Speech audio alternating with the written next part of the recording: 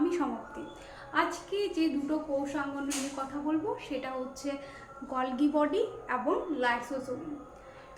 তো আগের দিন আমরা এন্ডোপ্লাজমিক রেটিকুলাম পড়েছিলাম। এন্ডোপ্লাজমিক রেটিকুলাম কি ছিল? এন্ডোপ্লাজমিক রেটিকুলাম হচ্ছে যে নিউক্লিয়াসে আউটার মেমব্রেন থেকে যে একটা মেমব্রেন তৈরি হচ্ছে যেটাতে রাইবোজোম অ্যাটাচ থাকছে, এটাকে রাফ এন্ডোপ্লাজমিক রেটিকুলাম বলেছিলাম। সেই রাইবোজোম কি করছে? প্রোটিন সিনথেসিস করছে। সেই প্রোটিন এন্ডোপ্লাজমিক রেটিকুলামের লুমেন অর্থাৎ এই যে ভেতরের অংশ সেখানে যাচ্ছে।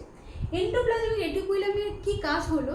আমরা যে প্রোটিন বলি সেটাকে ফোল্ডিং করা, সেটাকে মডিফিকেশন করা, দেন সেটাকে পাঠানো যার যেখানে জায়গা একটা ট্যাগ আছে। যেমন আমাদের কোনো কিছু কিনলে অনলাইনে আমাদের একটা অ্যাড্রেস থাকে যে এই অ্যাড্রেসে আমাদেরকে পাঠাবে বা ডেলিভারি অ্যাড্রেস থাকে।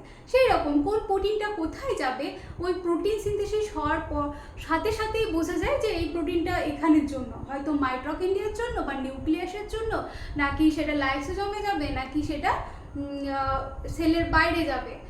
সেই রকমই যখনই প্রোটিন সিনথেসিস হয় তারপর এটা যদি দেখে যে এটা সিক্রেটরি প্রোটিন অর্থাৎ ক্ষরণ, অর্থাৎ যেটা যদি লাইসোজোম বা সেলের বাইরে চলে যাবে তখন লাইসোজোমে যাবে, তখন এটাকে গলগি বডিতে পাঠিয়ে দেয়।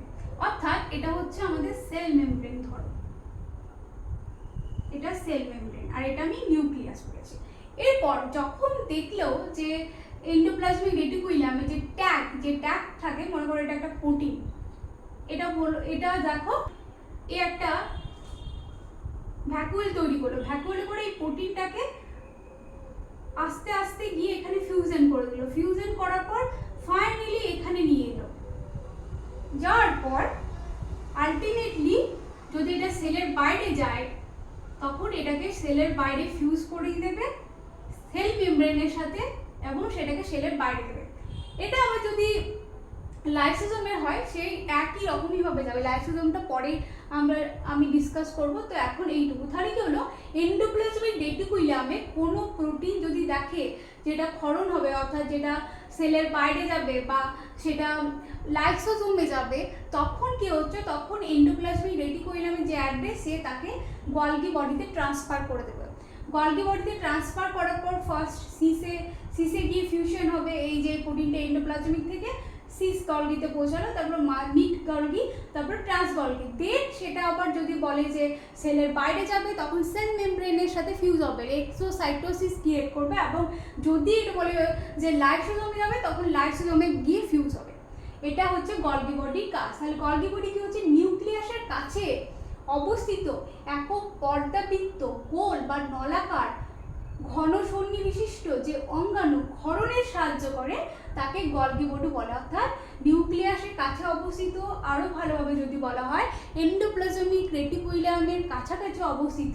কারণ এন্ডোপ্লাজমিক রেটিকুলামের কাছে যদি না অবস্থান করে তাহলে যে এটার সাথে যে ফিউজ হবে একটা ডিস্টেন্স, এখানে এন্ডোপ্লাজমিক রেটিকুলাম এত দূরে দেখলাম গলগি বডি, তাহলে প্রোটিনটা কি ফিউশন করতে পারবে না, অনেক টাইম লাগবে। সেই জন্য এন্ডোপ্লাজমিক রেটিকুলামের কাছে অবস্থিত যে একক পর্দা বিশিষ্ট নলাকার গোল যে অঙ্গাণু যেটা ক্ষরণে সাহায্য করে তাকে আমরা বলছি গলগি বডি। তাহলে এটা কি কাজ? একটা হচ্ছে যে ক্ষরণ, প্রোটিন ক্ষরণে সাহায্য করে, প্রোটিন সিক্রেটরি। সেকেন্ড কি আমরা দেখতে পাচ্ছি যে এন্ডোপ্লাজমিক রেটিকুলামে এনলিং গ্লাইকোসাইলেশন বলে একটা ঘটনা হয়, সেটা গলগি বডিতে হয় ও লিঙ্ক গ্লাইকোসাইলেশন, যেটা বলে ও লিঙ্ক গ্লাইকোসাইলেশন। তো ও লিঙ্ক গ্লাইকোসাইলেশন কথার অর্থ হচ্ছে গ্লাইকো মিন হচ্ছে শর্করা,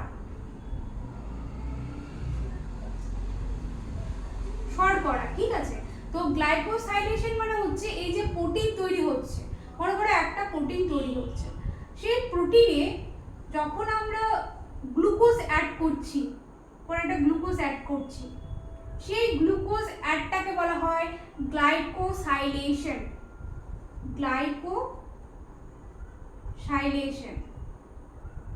রেটিকুলাম থেকে যেসব প্রোটিনগুলো আসছে সেগুলোতে শর্করা অ্যাড করছে, অর্থাৎ গ্লাইকোসাইলেশন।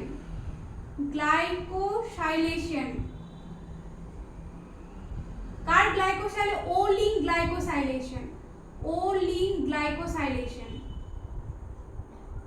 ঠিক আছে, তাহলে এন্ডোপ্লাজমিক রেটিকুলাম থেকে যেসব প্রোটিনগুলো আসছে সেগুলো গলগি বডিতে গিয়ে ও লিঙ্ক গ্লাইকোসাইলেশন হচ্ছে। গ্লাইকোসাইলেশন মানে হচ্ছে প্রোটিনের গায়ে যদি শর্করা অ্যাড করা হয় অর্থাৎ গ্লুকোজ অ্যাড করা হয় সেই পদ্ধতিকে বলা হয় গ্লাইকোসাইলেশন।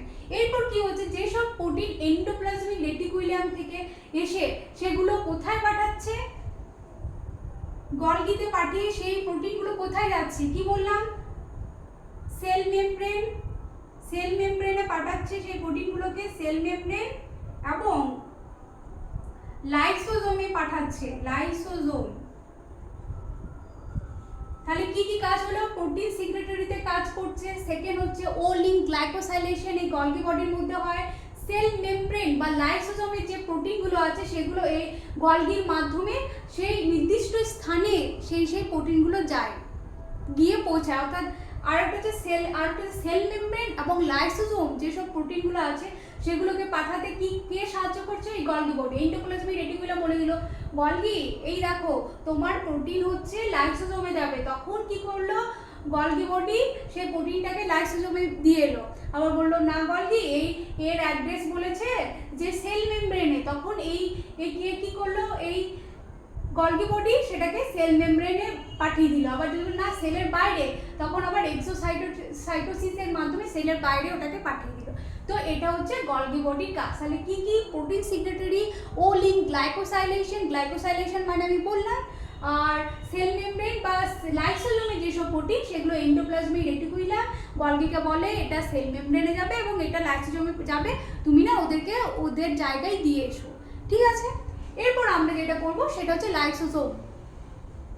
লাইসোজোম প্রত্যেকটা বায়োলজির টার্মে কিছু না কিছু মানে লুকিয়ে আছে। তো লাইসোজোম কথার মানে হচ্ছে লাইসো মানে লাইস মানে হচ্ছে লাইসিস করা, কোনো কিছুকে নষ্ট করা। জোম মানে হচ্ছে সেল বা বডি, অর্থাৎ কোনো কিছু সেল বা বডিকে নষ্ট করা হচ্ছে লাইসোজোম। তো লাইসোজোম কি?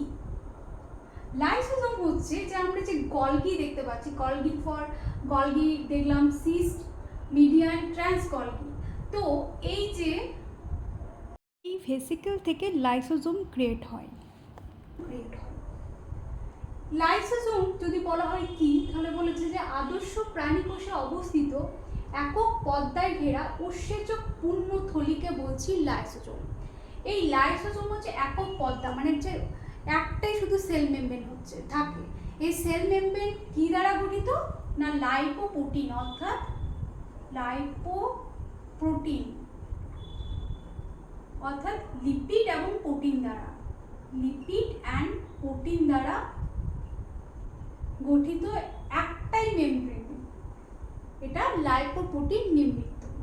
আরো একটা মোস্ট ইম্পর্টেন্ট ক্যারেক্টার হচ্ছে এই লাইসোজোমের যে পিএইচ, এই লাইসোজোমের পিএইচ থাকে 5। আর এখানে যে এনজাইম পাওয়া যায় এই লাইসোজোমের, সেটা হচ্ছে হাইড্রোলাইটিক এনজাইম, যেটা মোটামুটি 50 রকমের হাইড্রোলাইটিক এনজাইম আমরা দেখতে পাই। হাইড্রোলাইটিক এনজাইম এখানে মোটামুটি 50 টাইপস অফ এনজাইম আমরা দেখতে পাই। 50 টাইপস অফ হাইড্রোলাইটিক এনজাইম। কি কি ধরনের এনজাইম হতে পারে সেগুলো? যেমন প্রোটিওলাইটিক, অ্যামাইনোলাইটিক, লাইপোলাইটিক, অর্থাৎ প্রোটিন, শর্করা এবং যেগুলো লিপিডকে যারা ভাঙতে পারে। তাহলে কি দেখলাম যে এখানে পিএইচ হচ্ছে 5 পিএইচ মানে হচ্ছে অ্যাসিডিক ইন নেচার। এই অ্যাসিডিক নেচার যে কোনো জীবাণু বা যে কোনো মানে পার্ট বা সেলের যে কোনো পার্টকে এটা নষ্ট করতে পারে, বা যে কোনো জিনিসকে এরা নষ্ট করতে পারে, কারণ এর পিএইচ হচ্ছে 5 অ্যাসিডিক। এই যে পিএইচ মেইনটেনেন্স করে হচ্ছে হাই, যেখানে H+ প্রোটন পাম্প থাকে যে এটাকে মেইনটেইন করছে। পিএইচ যেন এই লাইসোজোমের মধ্যে সবসময় মেইনটেনেন্স থাকে। আর এই পিএইচ লো হয় বলে এটা অ্যাসিডিক নেচারে হয়, এই জন্য যে কোনো জীবাণুকে নষ্ট করতে পারে এই লাইসোজোম। ঠিক আছে, এরপর কথা হচ্ছে যে এই লাইসোজোম কিভাবে কাজ করে, লাইসোজোমের কাজটা কি? লাইসোজোমের কাজ হচ্ছে, এখানে ধরো কোনো একটা বাইরে থেকে কোনো জীবাণু জীবাণু একটা সেলের বাইরে থেকে ভেতরে এলো, যেটাকে বলছি এন্ডোসাইটোসিস। বাইরে থেকে ভেতরে আসবে, আসার পর কি করলো এটা, এই জীবাণুটা আসার পর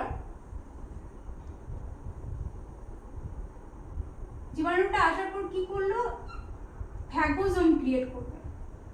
ফ্যাগোজোম মানে হচ্ছে যে বাইরে থেকে যে জীবাণুটা এলো এটাকে একটা প্লাজমা মেমব্রেনে আবরণ করে সেটাকে বলছে ফ্যাগোজোম। এটা ফ্যাগোজোম ক্রিয়েট করলো, ফ্যাগোজোম। এরপর এই ফ্যাগোজোম মানে যে জীবাণুটা নিয়ে এলো সেটা কি করবে, যেটা বাইরের জীবাণু, যেটা শরীরের জন্য ক্ষতিকারক, ফ্যাগোজোম তখন এই লাইসোজোমের সাথে ফিউজ হয়ে যাবে। তাহলে ফ্যাগোজোম এই লাইসোজোমের সাথে ফিউজ হয়ে যাবে, কি তৈরি করবে, ফ্যাগোলাইসোজোম। তাহলে কি হলো, বাইরে থেকে কোনো জীবাণু এলো, জীবাণু সেল মেমব্রেনে হয়ে ভেতরে চলে এলো, ফ্যাগোজোম ক্রিয়েট করলো, ফ্যাগোজোম হচ্ছে আবার লাইসোজোমের সাথে ফিউজ হয়ে ফ্যাগোলাইসোজোম ক্রিয়েট করলো। এরপর এই লাইসোজোমে যেহেতু হাইড্রোলাইটিক এনজাইম থাকে সেহেতু জীবাণুটাকে নষ্ট করে দিল বা মেরে দিল। তাহলে কি হলো, জীবাণুটা মারা গেল, আমাদের সেলের ভেতরে আর আসতে পারলো না। তাহলে এটা হচ্ছে একটা লাইসোজোমের কাজ। এইটা দেখলাম যে বাইরে থেকে কোনো কিছু এলো সেলের ভেতরে এবং সেটাকে ফ্যাগোলাইসোজোম ক্রিয়েট করে সেটাকে নষ্ট করলো এই লাইসোজোম। অনেক সময় হয় কি, যেমন অটোফ্যাগি কি হচ্ছে, যেমন মাইটোকন্ড্রিয়া বা যে কোনো কোষাঙ্গণু সেলের মধ্যে যেগুলো বয়স হয়ে গেছে, যেগুলো আর কাজ করতে পারবে না, এরপর যেসব জিনিসগুলো কাজ করতে পারবে না বা যেগুলো আমাদের নোংরা সেগুলো আমরা কি ডাস্টবিনের মধ্যে ফেলে দিই। তো এক্ষেত্রে কি হচ্ছে, একেও সেলের বাইরে ফেলতে হবে, সেলের মধ্যে রাখলে হবে না। তো এই অটোফ্যাগি কি করে, যে কোনো একটা, ধরো এটা একটা মাইটোকন্ড্রিয়া, এর বয়স হয়ে গেছে, এটাকে সেলের বাইরে বা এটাকে নষ্ট করতে হবে। তো এই মাইটোকন্ড্রিয়া কি ক্রিয়েট করে, অটোফ্যাগোজোম।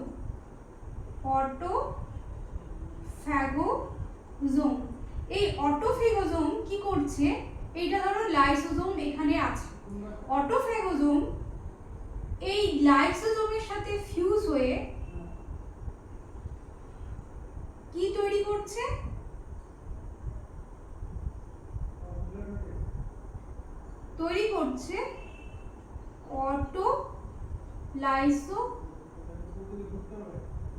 অটোলাইসোজোম। ঠিক আছে, তাহলে কি হলো, যেসব কোষীয় অঙ্গনগুলো সেলের মধ্যে নন ফাংশনাল, সেগুলোকে সেলের মধ্যে রাখলে তো হবে না, সেই সেল থেকে সেলের বাইরে বা নষ্ট করে দিতে হবে। তখন কি করছে, অটোফ্যাগোজোম ক্রিয়েট করা হচ্ছে, দ্যাটস মিন ইট সেলফ, মানে নিজেকেই খেয়ে ফেলছে। তাহলে এইটাকে তখন কি হচ্ছে, অটোফ্যাগোজোম তৈরি হচ্ছে এবং সেই অটোফ্যাগোজোম লাইসোজোমের সাথে ফিউশন করে অটোলাইসোজোম ক্রিয়েট করছে। এরপর ওই লাইসোজোম কি করছে, ওইখানে যেহেতু হাইড্রোলাইটিক এনজাইম সেখানে আছে, সেইটাকে নষ্ট করে দিচ্ছে এবং সেটাকে সেলের থেকে বের করে দিচ্ছে। ঠিক আছে, তাহলে কি করছে, এই অটোলাইসোজোম কি করছে, ওই মাইটোকন্ড্রিয়াতে যেসব জিনিসপত্র আছে সেটাকে নষ্ট করে দিচ্ছে, যেহেতু তার মধ্যে অনেক রকমের হাইড্রোলাইটিক এনজাইম থাকে। তাহলে এটাই ছিল এই লাইসোজোমের কাজ। Thank you so much. Next time